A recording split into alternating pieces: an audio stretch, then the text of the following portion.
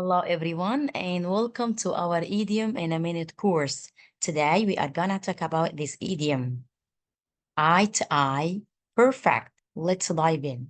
See, eye to eye mean agreeing with someone on a particular subject or to agree with someone.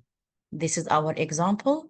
It's funny how they are become friends, even though they don't seem to see eye to eye on anything. This is, for instance,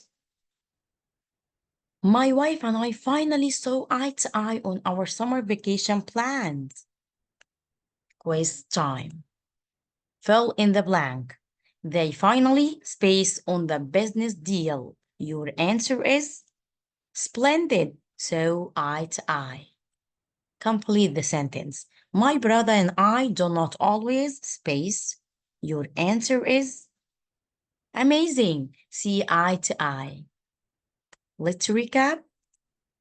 See eye to eye means agree. Until next time, keep learning.